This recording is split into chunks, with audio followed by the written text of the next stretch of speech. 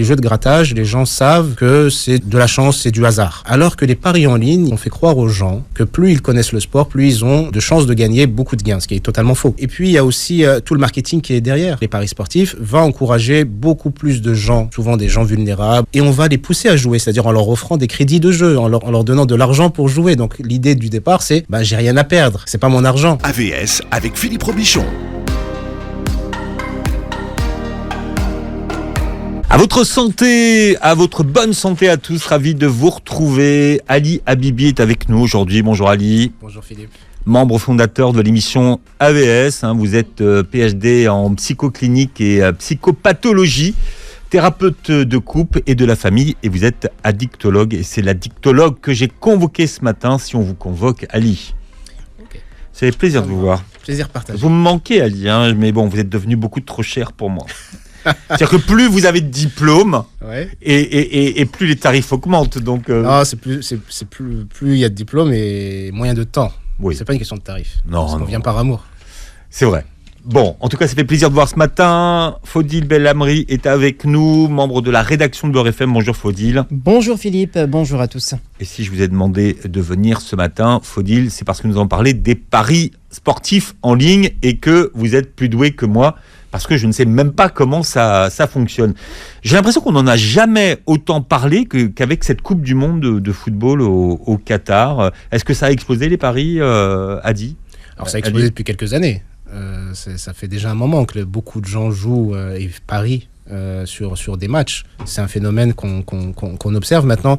Si vous en avez entendu parler un peu plus en ce moment, c'est parce que lors de cette Coupe du Monde et un peu avant, il y a eu une campagne quand même de sensibilisation qui a fait qu'un peu plus de gens s'en rendent compte. Mais c'est un phénomène qui est présent depuis quelques années. Mais est-ce que s'il y a une campagne de sensibilisation, c'est que finalement on a constaté qu'il y avait plus de problèmes qui étaient liés à ces paris en ligne ? Alors, sincèrement, je pense que beaucoup de gens savaient que ça posait problème dès le début. Mais les problèmes augmentent. Les personnes à risque, justement, on les voit de plus en plus en consultation.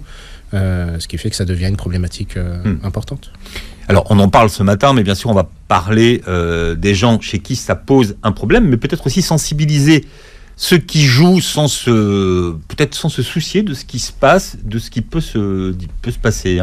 En quoi ces jeux et ces paris en ligne sont-ils plus addictifs peut-être que les jeux de grattage, par exemple, ou les jeux de la Française des Jeux ? Alors, ils ne sont pas forcément toujours plus addictifs. Ça va dépendre des personnes. L'addiction, c'est quelque chose d'assez compliqué parce que chacun va avoir un comportement ou une attitude face aux addictions qui va être différente. On n'a pas tous la même vulnérabilité aux addictions. Mais la différence, c'est que les gains peuvent être déjà un peu plus importants. Les enjeux sont plus importants. Et surtout, il y a quand même une particularité, c'est que les jeux de grattage, les gens savent que c'est du grattage et c'est, entre guillemets, de la chance, c'est du hasard. Alors que les paris en ligne, il y a quand même une illusion qui est assez importante, c'est qu'on fait croire aux gens que plus ils connaissent le sport, plus ils ont de chances de gagner beaucoup de gains, ce qui est totalement faux. Mais donc on va appeler ça l'illusion de l'expertise. Donc on va faire croire aux gens que parce qu'ils sont connaisseurs, parce qu'ils sont experts, parce qu'ils connaissent bien leur sport, alors ils ont beaucoup plus de chances de gagner. Mais ça reste un jeu de hasard, c'est ça qui... Bien sûr. C'est ça qui... Totalement. Mais qu'est-ce que ça change par rapport à l'addiction ? C'est-à-dire le fait que que ce ne soit pas une expertise, mais que ce soit lié au hasard. Ça change rien. Alors, en fait, ce qui va changer, c'est que, étant donné que les personnes pensent qu'ils ont plus de chances de gagner par rapport à leurs aptitudes, à leurs connaissances, à leur capacité à comprendre le sport, donc ils vont multiplier les gains. Contrairement aux jeux de hasard, où ils vont se dire « je ne contrôle rien ». Je n'ai pas de contrôle sur le fait de gagner ou de pas gagner. Je vais tenter ma chance, je gratte. Si je gagne, tant mieux. Si je perds, j'ai pas eu de chance. Alors que dans les paris, l'idée est de faire croire aux gens que s'ils perdent, c'est pas parce qu'ils n'ont pas eu de chance. S'ils perdent, c'est parce qu'ils ne sont pas suffisamment sachants ou savants du sport, ce qui est aussi un mensonge, parce que même des experts dans ces sports-là peuvent jouer et perdre. Et c'est beaucoup plus contrôlé. Il y a cette notion de contrôle, c'est-à-dire que si on connaît bien toutes les équipes, tous les joueurs, tous les résultats, on est un expert, donc on contrôle. Donc on contrôle. Et puis il y a aussi tout le marketing qui est derrière. C'est-à-dire que le marketing qu'on voit justement derrière les paris sportifs va encourager beaucoup plus de gens, souvent des gens vulnérables ou sensibles justement au fait de jouer et de gagner de l'argent. Ça va justement plus les toucher. Ça va être un marketing qui va être assez agressif et on va leur faire croire qu'ils ont beaucoup plus de chances de gagner. Et on va les pousser à jouer, c'est-à-dire en leur offrant des crédits de jeu, en leur donnant de l'argent pour jouer. Donc l'idée du départ, c'est j'ai rien à perdre, c'est pas mon argent. Et puis ils vont gagner de l'argent, donc très rapidement. Donc en gagnant de l'argent très rapidement, ils vont avoir aussi cette illusion de c'est facile. Donc je peux reproduire ce que j'ai déjà produit, ce que j'ai déjà vécu, sans prendre beaucoup de risques. Et là ils vont rentrer progressivement, ou ils peuvent rentrer progressivement dans le cercle de l'addiction. Mais c'est pas pour tout le monde n'est pas addict. Tous les gens qui parient ne sont pas addicts. C'est ça, évidemment, ce qu'on dit. Mais faut-il vous m'expliquer que finalement, même les sites sont bien faits, ils vous relancent, c'est ça ? Ils vous relancent, que ce soit à base de notifications que vous recevez, même si par exemple vous ne jouez pas, même si vous n'êtes pas au courant qu'il y a un match de foot le soir, on vous envoie des notifications qui vous encouragent à parier, peu importe la somme. En plus, ce qui est bien, c'est qu'il y a des sites, par exemple, avant on pouvait parier uniquement 5 €, c'est à partir de 5 €. Et là maintenant, les sites ont changé leur donne. Maintenant, il faut parier minimum 10 € sur tous les sites de paris en ligne. Alors, sur les relances, c'est aussi assez vicieux. Parce que, comme l'a dit Faudil, non seulement on vous relance avec des notifications, et quand vous avez joué et que vous arrêtez de jouer, on peut aussi vous lancer au bout de quelques jours un message en vous disant ça fait quelques jours que vous n'avez pas joué, qu'on ne vous a pas vu, vous nous manquez, il faut revenir, ou alors on vous donne un montant sur lequel vous pouvez rejouer, mais donc c'est de l'argent c'est de l'argent qui ne vous appartient pas. On vous fait croire qu'on vous donne de l'argent. C'est de l'argent virtuel. Exactement. Et l'idée, c'est de redonner envie à la personne de revenir, mais sans la culpabiliser, sans lui. C'est-à-dire le message, c'est pas ça fait 3 jours vous n'avez pas joué, c'est bien. Ça fait 3 jours vous n'avez pas joué, c'est pas normal. Revenez. Et en sachant qu'il y a des matchs tous les 3 jours en plus en moyenne. Exactement. En plus, ce qui est bien, Philippe, c'est que nous avons 10% des jeunes les plus dépensiers ont misé 150 € ou plus dans les paris sportifs, selon une étude réalisée par Escapade en 2017. Il faut savoir aussi que 4 jeunes de moins de 17 ans sur 10 avaient parié au moins une fois au cours des 12 derniers mois. C'est ça qui change et peut-être qui interpelle les autorités, c'est que finalement, ça a énormément de succès auprès du jeune public. Oui. Est-ce qu'on a une idée de l'âge moyen, Faudil, des gens qui jouent sur ces sites de paris sportifs ? Oui, Philippe, le profil typique d'un parieur, c'est ça soit 85% d'hommes et 15% de femmes d'âge de 18 ans jusqu'à 35 ans et beaucoup plus actifs dans un milieu urbain, selon une étude réalisée par Le Parisien, fans de sport, en particulier de football, de jeux vidéo ou d'automobile, et qui consomment beaucoup plus la musique urbaine, comme par hasard. Et si on regarde bien, plus c'est très important Philippe, si on regarde bien les pubs de certaines entreprises de paris en ligne, on voit que ces pubs-là sont centrées sur le milieu urbain, où on voit des clichés des quartiers, avec bien sûr des slogans. Mettez par exemple la daronne à l'abri. Mais la daronne à l'abri grâce à l'argent des paris. Ça rime. En tout cas, ça rime.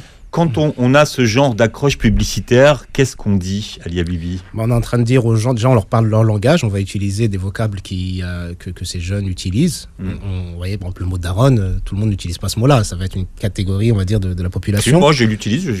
Par exemple, Fatima Zora, qui réalise l'émission, je dis c'est la daronne. D'accord, mais là, peut-être vous le dites d'un point de vue un peu plus positif. C'est étonnant que vous utilisez ce mot-là. Ça me surprend.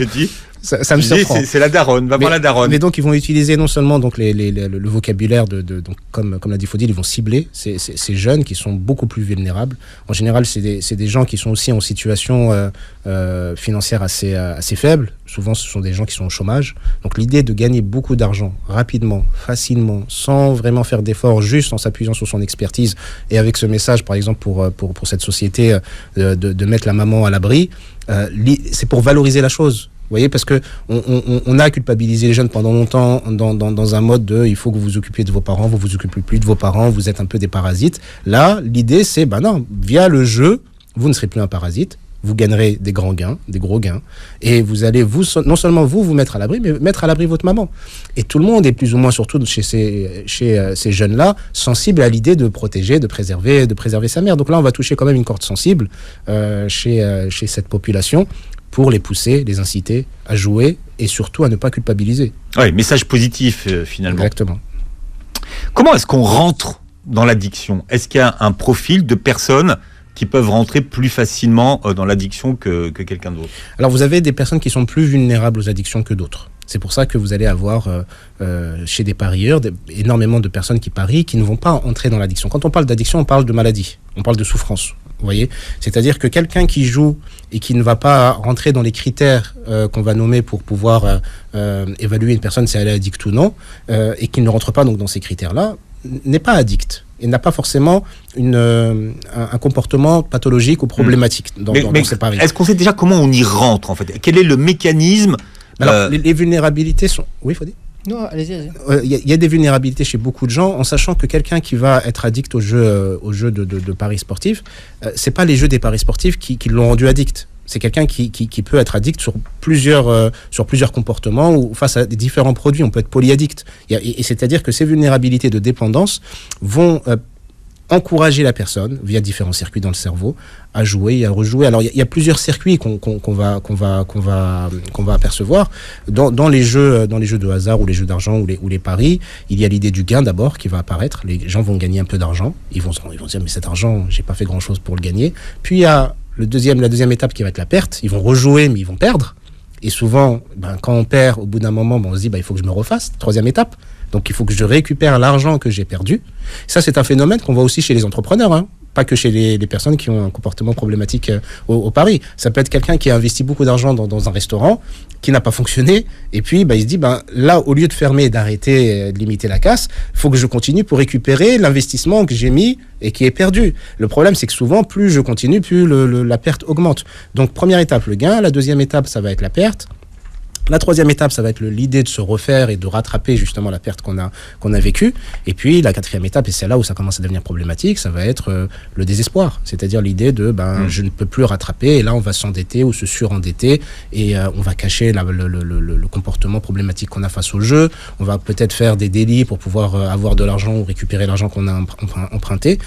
Et malheureusement, le risque chez certains, alors c'est pas chez tout le monde et tant mieux, mais chez certains, ça va être, après ce désespoir, il y a toutes les problématiques et les troubles de l'humeur, la dépression, et ça peut aller jusqu'au suicide pour quelques-uns d'entre eux. Mais est-ce qu'il y a vraiment besoin de gagner au début pour être addict, et d'activer ce qu'on appelle le fameux circuit de la récompense, oui. Alors pour justement mettre en branle cette addiction? Alors l'addiction va souvent être déclenchée par rapport justement à cette récompense, le fait de cette adrénaline on va avoir quand on va gagner beaucoup d'argent. Donc ça va provoquer quelque chose, on va être envahi par des stimuli, par des sensations de plaisir, et ces sensations de plaisir qu'on va recevoir, on va vouloir les revivre forcément. Donc ça va être un grand déclencheur. Mais le plaisir, il va se manifester pour les paris dans le fait de gagner beaucoup d'argent, ou de gagner une somme d'argent qui est supérieure à celle qu'on a investie, mais elle peut se faire sous une forme un peu plus subtile par rapport à la reconnaissance au niveau social, au niveau du groupe auquel on appartient. C'est-à-dire que si il y a un engouement dans le groupe dans lequel je suis, et que quand je parie, j'appartiens au groupe, ou quand je gagne, je deviens l'expert du groupe et j'ai une reconnaissance de mes pairs ou des personnes qui m'entourent comme étant celui qui connaît le mieux parce que j'ai gagné une somme, c'est très valorisant. Et certains, c'est pas forcément l'argent qu'ils recherchent, c'est cette reconnaissance qu'ils vont rechercher, ça va être ce statut qu'ils vont avoir. Et ça, on peut le voir aussi dans les réseaux. Quand vous allez voir un peu sur Twitter ou même sur les Discord où il y a différentes personnes qui se connaissent et qui jouent, alors qu'ils peuvent se rencontrer pour d'autres choses, par exemple pour des jeux vidéo, et ils vont faire des paris de temps en temps. Celui qui a parié et qui a gagné va être extrêmement valorisé dans la communauté dans laquelle il appartient. Alors c'est vrai qu'en cette période de Coupe du Monde de football, vous êtes nombreux à jouer, à succomber aux paris sportifs en ligne, surtout qu'il y a des équipes qui nous intéressent, Ali. Le Maroc, la France. Bien, alors Ali Habibi est avec nous. Je rappelle que vous êtes, et on l'a pas dit tout à l'heure, j'ai oublié de le dire, que vous êtes créateur d'une plateforme qui s'appelle Islam et Psycho. C'est quelque chose de complètement unique en France, Ali, parce que parfois on arrive à opposer l'islam et la psychologie. Vous proposez à des personnes de vous rejoindre. Il y a beaucoup de modules sur votre plateforme. Oui, il y a beaucoup de modules. Il y a des thérapies digitales, quelques formations sur différentes problématiques que les gens peuvent rencontrer et qui ne peuvent pas forcément consulter de psy ou qui veulent juste avoir des connaissances et travailler dessus. Donc ça peut être aussi des addictions. Il y a par exemple une thérapie digitale sur les addictions comportementales où on travaille beaucoup sur l'addiction à la pornographie, mais pas que, c'est aussi les jeux d'argent et les jeux de grattage. Et puis d'autres modules sur la gestion des conflits, la gestion des émotions, comment mieux communiquer, etc. Islam et psycho, Faudil Belhamri de la rédaction de Beurre FM est avec nous et nous parlons aujourd'hui des paris sportifs et notamment de l'addiction aux jeux en ligne. Alors, on a des chiffres à peu près sur 100 joueurs. Quels sont les risques de basculer dans une pratique problématique, Ali ? Environ 15%. Donc à peu près 15 joueurs sur 100 sont des joueurs à risque qui peuvent tomber dans un usage problématique et tomber donc dans une addiction. Mmh. Alors, on peut se croire à l'abri de l'addiction et dire moi, de toute façon, les jeux, j'arrête quand je veux. Qu'est-ce que vous répondez à quelqu'un, Ali, qui vous dit moi, j'arrête quand je veux ? Si seulement c'était vrai. Si seulement c'était vrai, c'est-à-dire qu'il y a une double fausse croyance entre ceux qui pensent qu'ils peuvent arrêter quand ils veulent et ceux qui, même quand ils ont été addicts et qu'ils en sont sortis, disent j'ai arrêté juste grâce à ma volonté et à la motivation. Ces deux croyances sont fausses. C'est-à-dire qu'on n'arrête pas forcément quand on veut. En tout cas, c'est pas vrai pour tout le monde. Il y a des personnes qui encore une fois, n'ont pas un usage problématique. C'est-à-dire qu'ils peuvent jouer de manière occasionnelle, ce qui peut déjà être problématique pour certains selon leur éthique, leur morale ou leur situation familiale. Mais ils ne vont pas forcément entrer d'un point de vue médical dans une addiction. Mais beaucoup d'autres, donc déjà 15% c'est déjà pas mal, peuvent rentrer dans cette addiction. Et là, c'est pas quand ils veulent. C'est pas leur volonté. Ils peuvent avoir envie de... Pourquoi ça n'a rien à voir avec la volonté ? Parce que là, c'est plus eux qui contrôlent. Justement, la première condition... Alors, il y a plusieurs conditions pour entrer, évaluer une addiction. Et ça, ce que je vais vous dire, de manière très synthétique, c'est vrai pour toutes les addictions. La première chose, c'est de repérer qu'il y a une perte de contrôle. On ne contrôle plus. Puis, la deuxième chose, ça va être le fait d'avoir une utilisation, un usage assez compulsif de la chose. C'est d'un coup... je vais le faire. Puis il va avoir ce qu'on appelle le craving en anglais, c'est une envie irrépressible de consommer ou d'avoir tel ou tel comportement. Donc vous voyez que dans les trois cas déjà, il n'y a plus de contrôle du tout. La quatrième étape, ça va être le fait que ça soit chronique, donc sur une longue durée. Et donc nous, on va s'arrêter sur minimum 12 mois. C'est-à-dire que si sur 12 mois, on va repérer ces différents comportements, puis le dernier qui va être le fait de continuer à avoir le comportement malgré les conséquences, que ce soit des conséquences psychologiques, que ce soit des conséquences sociales, que ce soit des conséquences physiques. Malgré les conséquences, les gens vont continuer à consommer. Et on peut ajouter d'autres critères, comme le fait d'avoir essayé d'arrêter et de ne pas avoir réussi, le fait de cacher... D'avoir réussi un temps et d'avoir rechuté, d'avoir recraqué, d'avoir l'impression justement que c'est plus fort que nous, que quand l'envie survient, on n'arrive pas justement à gérer ça. Le fait de cacher la chose, vous voyez, de ne pas en parler, de mentir. Tout ça, ça va être des critères, surtout sur la période de 12 mois. Quand c'est établi sur 12 mois, ça va être des critères qui vont nous permettre de nous dire que telle personne est addict et la volonté, là, ne va pas suffire. Alors, Faudil, il y a des tests en ligne pour évaluer si on est addict ou pas ? Non, jusqu'à ma connaissance, non. Sauf qu'il y a des associations qui aident. Il y a des numéros de téléphone, comme celui que vous avez donné tout à l'heure, Philippe. Mais en revanche, je voulais juste rebondir sur un truc que monsieur a dit. Un truc très important, c'est l'adrénaline. C'est l'adrénaline que procurent ces paris en ligne, puisque d'après une recherche que j'ai sous les yeux, c'est une étude faite sur des jeunes de 15 à 17 ans qui disent que 29,8% disent avoir besoin de miser de plus en plus d'argent pour avoir la même excitation. Et en plus, nous avons aussi 23,7% des jeunes qui affirment avoir vendu quelque chose ou emprunté de l'argent pour avoir de l'argent pour parier. Donc vous voyez que là, par exemple, sur ce que vous venez de citer, on voit déjà c'est une attitude problématique. C'est-à-dire que quelqu'un qui en arrive à vendre des objets ou même à voler des objets ou à commettre des délits ou aller emprunter ou se surendetter pour pouvoir juste jouer, c'est quelque chose qui va le dépasser, qui va prendre le dessus. Et quant la première chose que vous avez citée sur le fait de rechercher la même sensation, ça c'est un phénomène qu'on voit dans toutes les addictions, que ce soit des addictions comportementales. Alors globalement, on peut diviser les addictions en deux parties, que ce soit les addictions aux produits, alcool, drogue, etc. Ou les addictions comportementales comme les jeux d'argent, jeux de hasard, les addictions à la sexualité ou tous les sex addicts ou à la pornographie. On peut diviser donc ces addictions en deux, mais dans les deux catégories, on retrouve justement le fait de rechercher la sensation qu'on a eue. Le problème qui se pose, c'est que dans le cerveau, la sensation que vous avez eue, au bout d'un moment, vous allez la réavoir en faisant la même chose ou en ayant la même chose. Mais au bout d'un moment, ça ne va plus suffire. Vous prenez l'exemple, c'est beaucoup plus parlant pour les gens quand on parle de produits que quand on parle de comportement, mais c'est exactement la même chose. Vous prenez une personne qui prend un verre d'alcool. On a du mal à comprendre que ce soit la même chose puisqu'il n'y a pas d'absorption de produit, c'est ça. Mais c'est la même chose parce que c'est le même phénomène qui se produit dans le cerveau en fait. C'est juste pour ça. C'est-à-dire que ce que provoque le produit, que ce soit l'alcool ou la drogue, au niveau du cerveau, ben, c'est aussi ce que provoque le comportement au niveau du cerveau quand il s'agit de jeu et de gain.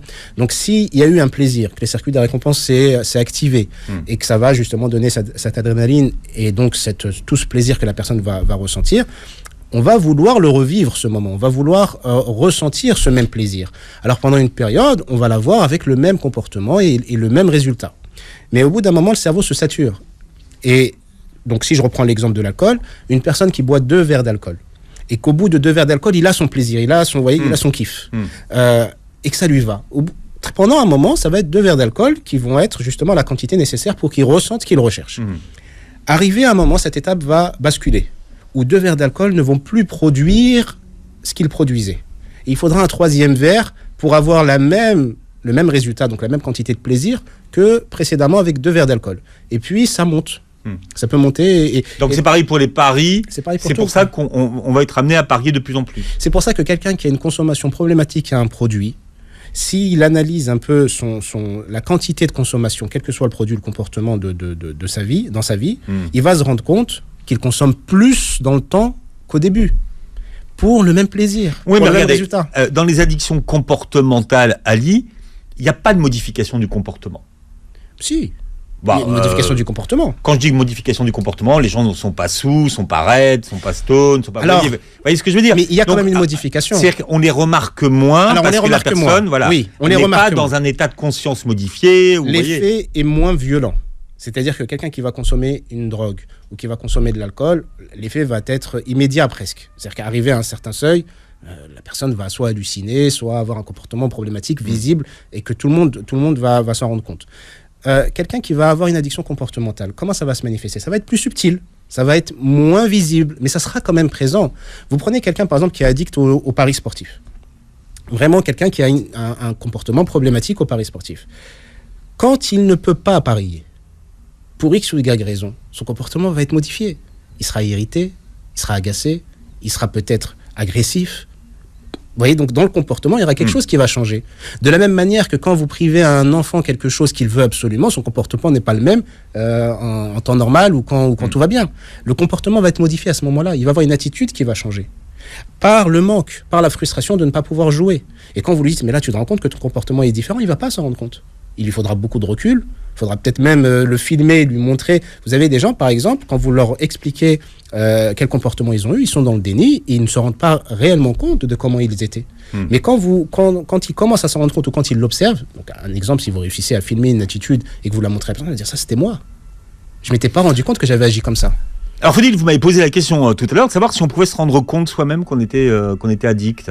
Oui, parce qu'il y a 2 sortes de parieurs en France. Nous avons un parieur qui commence à parier par 1 euro, de 1 euro jusqu'à 5 euros. C'est des paris quotidiens d'une semaine. En revanche, nous avons aussi une sorte d'autres parieurs qui parient tout le temps avec des sommes colossaux. Nous avons ce qu'on appelle les influenceurs sur YouTube qui persuadent des gens à parier parce que eux, ce qu'ils ignorent, c'est qu'ils ont des partenariats avec ces entreprises-là.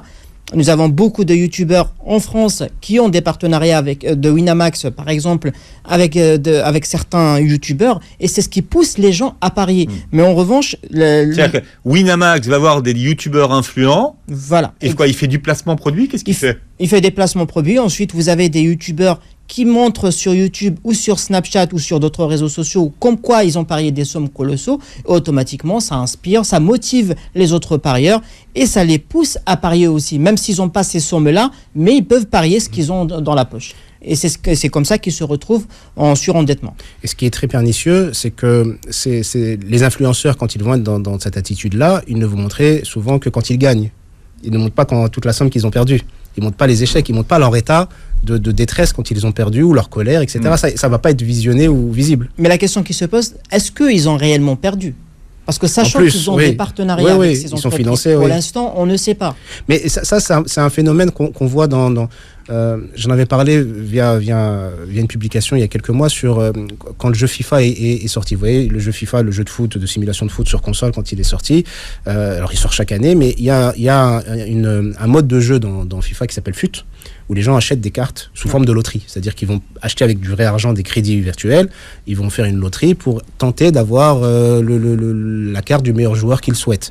Le problème qui se passe, c'est qu'avant que le jeu sorte, vous avez aussi ces influenceurs qui sont souvent financés par le jeu ou sinon ils le font eux-mêmes pour la notoriété ou pour des vues, etc.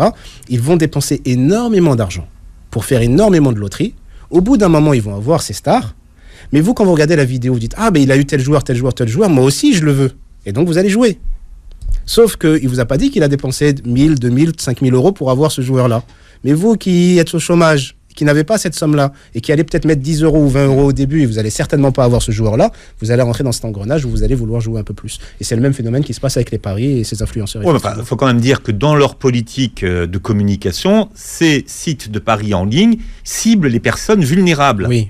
Bien sûr, parce dans que leur communication, c'est quand même... Parce que c'est ce qui fonctionne le mieux. Les personnes vulnérables sont par définition vulnérables et donc plus enclins à jouer.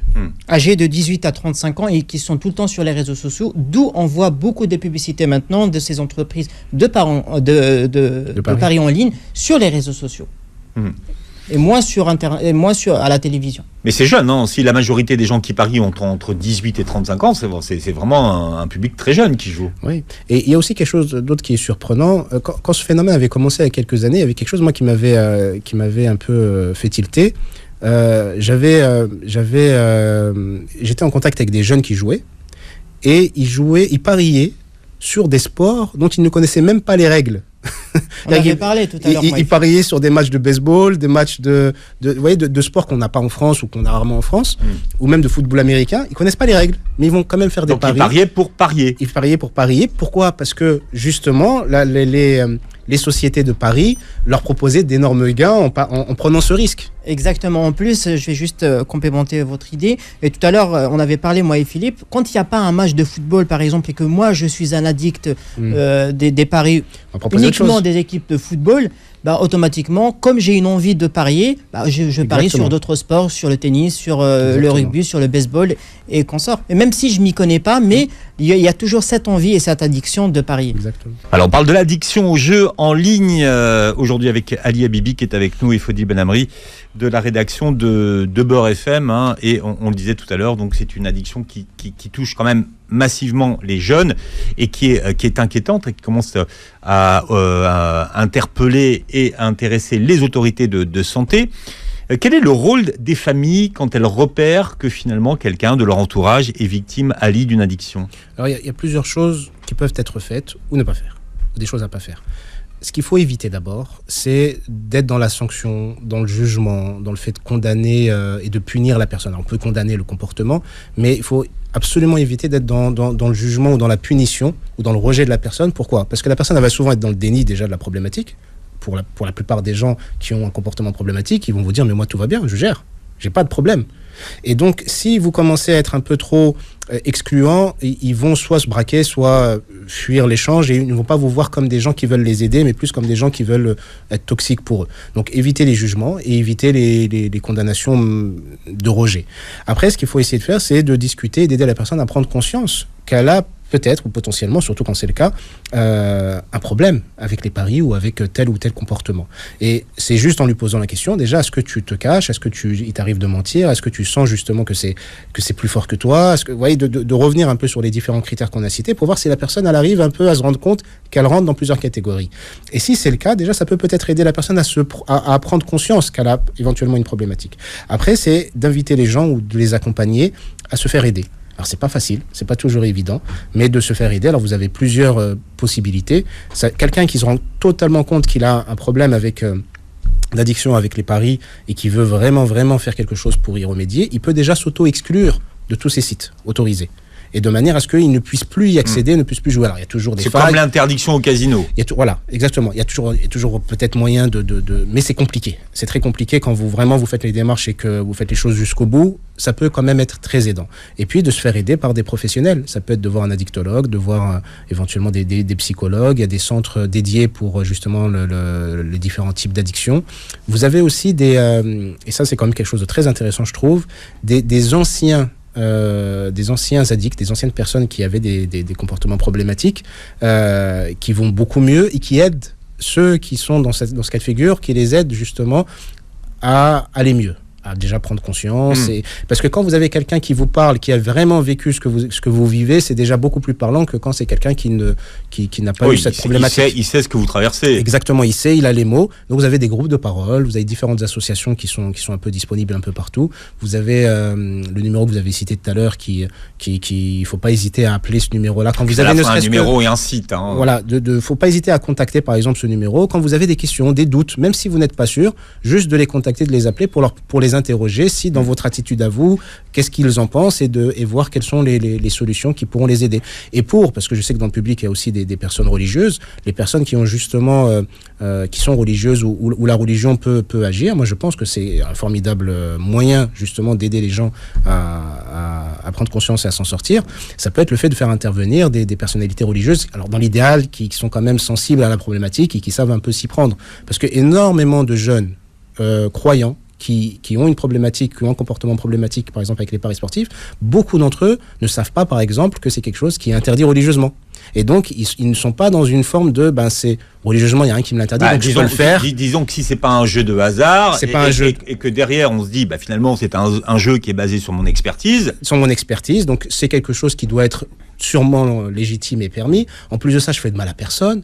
Je nuis pas aux autres. Donc, ils sont dans cette idée que c'est quelque chose qu'ils peuvent faire. Alors que quelqu'un qui a cette sensibilité religieuse, et quand vous lui dites que religieusement, c'est pas permis, parfois, pour certains, ça peut être aidant pour se rendre compte et essayer de faire les efforts nécessaires. Il le découvre. Et de faire donc les efforts nécessaires pour se faire aider et s'en sortir.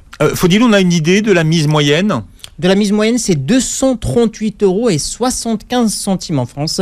Il faut savoir aussi... Mais par quoi ? de mise moyenne. Par mensuel. Mois. Ah, mensuel. Mensuel. C'est pas mal. Ce qui est beaucoup pour quelqu'un qui n'a pas de revenus. Parce que quelqu'un qui gagne 3 000 € et qui dit ouais mais 200 €, c'est pas tant que ça. Déjà c'est beaucoup même quand vous gagnez 3 000 €. Mais quelqu'un qui touche le SMIC ou qui touche un RSA ou qui n'a pas du tout de revenus parce qu'il n'est pas en âge d'en avoir, c'est une somme assez importante, surtout quand c'est mensuel. Est-ce qu'il y a une addiction spécifique au fait que ce soit une forme de pari en ligne ? Ou pas du tout? Alors, ça rentre dans les addictions comportementales, tout simplement. Il y a pas une forme spécifique, c'est pas une addiction spécifique. Non, les addictions se ressemblent beaucoup. Si vous voulez, vous avez alors c'est un de mes anciens enseignants d'ailleurs qui avait donné cette image, Laurent Carilla, qui est très visible d'ailleurs sur la prévention des d'ailleurs addictions. il fait partie de la publicité. Oui. Il avait accepté d'intervenir, ce qui est très bien parce que c'est un expert dans le domaine. Il avait pour donner l'image et pour que les gens comprennent, il avait donné l'image d'un arbre avec des racines et des branches. Et si vous voulez, les branches représentent les différents types d'addictions. Donc on peut avoir plusieurs branches, on peut être addict à plusieurs choses. Mais la problématique, c'est pas l'addiction forcément qu'on a. C'est qu'est-ce qui fait que justement on soit attiré ou qu'on est tenté ou qu'on ait ses vulnérabilités. Et là, on va chercher dans les racines. Et là, ça peut être multifactoriel. Il y a plein de choses qui vont rentrer en compte. L'environnement est un facteur majeur. Là où on vit, là où on est, les gens avec qui on traîne, avec qui on est au quotidien, va énormément influencer aussi notre psyché, notre développement et notre manière de nous comporter. Et puis, il y a d'autres choses qui vont entrer en compte, les relations familiales, les problématiques, éventuellement certains troubles psychologiques. On voit des corrélations justement entre des personnes qui ont des troubles de l'humeur, des troubles dépressifs, etc. et qui vont être plus enclins peut-être à être addicts que d'autres. Je vous ai entendu parler de fléau carrément, Ali, concernant les... Oui, c'est un fléau parce que quand vous connaissez les quartiers défavorisés, les quartiers sensibles, et que vous voyez l'ampleur que ça prend chez ces jeunes, que ce soit les paris sportifs, mais c'est pas le seul fléau qu'on voit dans ces quartiers. La drogue est un autre fléau. La consommation de gaz hilarant, la consommation de cannabis, la consommation justement de différentes drogues et sont aussi des fléaux. Mais quand vous voyez qu'autant de jeunes vont aussi facilement avoir accès à ce genre de comportement et vont être tentés de le faire et vont le faire, on peut parler d'un fléau. Pourquoi ? Parce que ça va toucher énormément de personnes, et souvent des personnes vulnérables, démunies, qui ne sont pas conscients justement de forcément des dangers, et pour qui ça va être compliqué d'en sortir quand ils sont dedans. Et à noter que l'addiction est plus facile chez les jeunes. Alors, elle n'est pas forcément plus facile chez les jeunes. Qui ont des comportements, voilà. Alors, chez les jeunes, il y a déjà des attitudes où on va être tenté de faire des choses qui sont interdites, des choses auxquelles on n'a pas accès, des choses qui ne sont pas forcément super bonnes pour nous, des choses qui mettent un peu en colère les parents ou toute figure d'autorité. Donc, il y a cette attitude qu'on va voir chez les jeunes. Mais il ne faut pas oublier que certaines addictions comportementales peuvent avoir le même effet que certaines drogues. Et les drogues vont avoir un effet chimique. Et dans les deux cas, il va y avoir une influence et un impact sur le cerveau. Et étant donné que le cerveau n'est pas totalement développé jusqu'à un certain âge, jusqu'à 25 ans pour certains, donc entre 20 et 25 ans que le cerveau termine son développement, vous vous rendez compte que quand on est jeune et qu'on a des comportements qui vont venir modifier le cerveau, les conséquences peuvent être beaucoup plus majeures et tragiques que pour des adultes. Ça n'a pas le même impact. C'est ça qui va plus nous inquiéter. C'est-à-dire que quelqu'un, par exemple, je vous donne un exemple, alors ça ne veut pas dire que c'est bien, mais quelqu'un qui a 30 ans, qui fume du cannabis, qui commence à fumer du cannabis, ça n'aura pas le même impact sur lui et sur son cerveau que quelqu'un qui en a 15. Où son cerveau est en plein développement et il peut y avoir des conséquences assez tragiques. Concernant ces paris en ligne, les femmes ont des comportements différents que les hommes, Faudil. Il faut savoir que nous avons 15% de femmes en France et aussi nous avons 1,4 million de parieurs en ligne. Les femmes n'ont pas vraiment un impact énorme. En revanche, entre les 1,4 million de parieurs en ligne, de tout type de paris, on a de moins en moins de problèmes. Ça veut dire que les femmes ont de moins en moins de problèmes que les hommes. En 2021, les paris sportifs représentent 82% des comptes des joueurs actifs du secteur des jeux en ligne. Le nombre de paris sportifs a augmenté de 16% en 2021, ce qui rapporte 4,5 millions à ces entreprises. Les femmes auraient des comportements différents peut-être sur les façons de jouer que les hommes, parce que là, oui. Alors peut-être que ça va augmenter avec la Coupe du Monde, parce qu'on le voit aujourd'hui, les femmes suivent beaucoup la Coupe du Monde. Est-ce qu'il y aurait une différence de comportement ? Alors il y a une différence de comportement à cause de plusieurs facteurs, c'est-à-dire que le premier facteur, c'est l'intérêt. Même s'il y a de plus en plus de femmes qui s'intéressent au foot, il y a beaucoup plus d'hommes qui s'intéressent au foot que de femmes. Puis face à... On parlait tout à l'heure de l'illusion de l'expertise, cette illusion de faire croire, de faire croire aux gens que c'est parce qu'ils connaissent le sport qu'ils vont justement maîtriser le pari. Donc, ils vont contrôler. Ils vont contrôler et gagner. Ils vont pas jouer dans le même état d'esprit aussi. Certains vont jouer juste parce que ça les amuse et pour rigoler, et s'ils perdent, c'est pas grave, ils le prennent bien. D'autres, non, ils vont jouer pour gagner. Et ils doivent gagner. Vous voyez, et donc ce truc de je dois et je peux et j'ai la capacité, on va le retrouver un peu plus chez les hommes que chez les femmes. Mais je pense, là pour le moment, en ce qui concerne les paris, c'est que ça touche beaucoup plus les hommes que les femmes, parce que les hommes s'intéressent beaucoup plus aux objets liés au pari que les femmes. Alors le meilleur moyen de ne pas de pas rentrer dans la dépendance et dans la problématique justement des joueurs, c'est de ne pas commencer. Quels sont les messages de prévention qui fonctionnent Ali ? Alors ça va dépendre de qui fait le message, mais je sais que certains de mes collègues vont plus être très modérés en disant consommez de manière modérée et prenez juste le temps de vous amuser et faites attention. Moi je serais un peu plus virulent sur ma position en disant il faut absolument éviter d'y jouer, ne serait-ce que de tester, parce que c'est une fausse bonne idée, parce que de dire je peux tester quelque chose comme un garde-fou, vous voyez Ali, qui empêcherait de basculer. Mais personne ne connaît sa vulnérabilité. Donc même par exemple, si on prend le pourcentage dont on a parlé tout à l'heure de 15%, de 15 qui seraient sur 100 personnes qui seraient plus susceptibles de tomber dans une attitude problématique. Qui vous dit que vous êtes dans les 15 ou que vous êtes dans les 85 ? Vous voyez ? Il n'y a pas un moyen, il n'y a pas un petit test qui permet de voir... On ne peut pas vraiment savoir. Test de sensibilité, vous voyez ? Non, on ne peut pas vraiment... Alors, on peut voir un peu nos attitudes face à d'autres comportements ou à d'autres dépendances. Mais vous voyez, par exemple, le smartphone. Aujourd'hui, on est tous dépendants au smartphone. Ça ne veut pas dire qu'on est tous malades ou qu'on est tous addicts. Mais on n'a pas tous le même comportement face à comment on utilise le smartphone. Et on n'a pas tous les mêmes addictions dans le smartphone. Certains sont addicts au réseau, d'autres aux sites pornographiques, d'autres à d'autres choses, etc. Donc le vrai message, c'est vraiment de prendre conscience des risques, de prendre conscience des conséquences et de se dire, ça ne vaut pas la peine. ça vaut pas la peine il y a plein d'autres moyens de s'amuser tout en se préservant et en évitant des risques majeurs. Et c'est pas forcément nécessaire. Si vous aimez un sport et que vous aimez une équipe et que vous avez envie qu'elle gagne, c'est une chose. Mais prendre ces risques-là et prendre le risque justement de tomber dans une addiction est beaucoup trop important et beaucoup trop difficile à gérer par la suite pour pouvoir le prendre. Donc c'est pas si amusant que ça. Faudil ? En tout cas, moi, je suis tout à fait d'accord avec lui quand il dit ça en vaut pas la peine, parce que récemment, j'étais sur Internet, je regardais les réseaux sociaux et tout, et je suis tombé sur une annonce, sur une publication d'un parieur qui a parié 1 000 € lors du match Belgique-Maroc à la mi-temps. Et vous imaginez, Philippe, il a perdu 1 000 € en espace de 45 minutes. Alors qu'il a perdu la moitié, 90% d'un SMIC.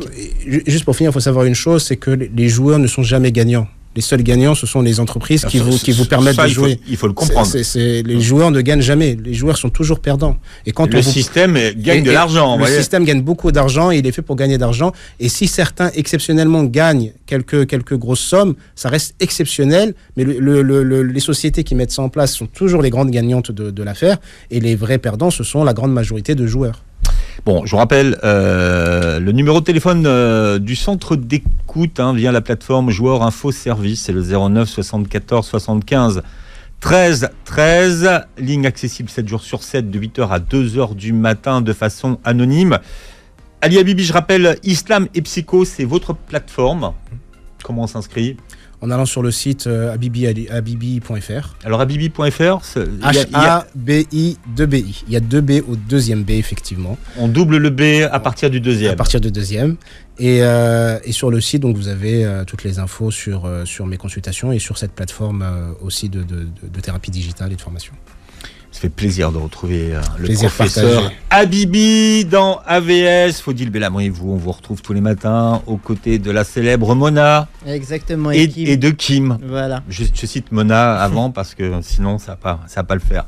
Merci d'avoir été avec nous et puis passez une très belle journée. Santé sur Beurre FM.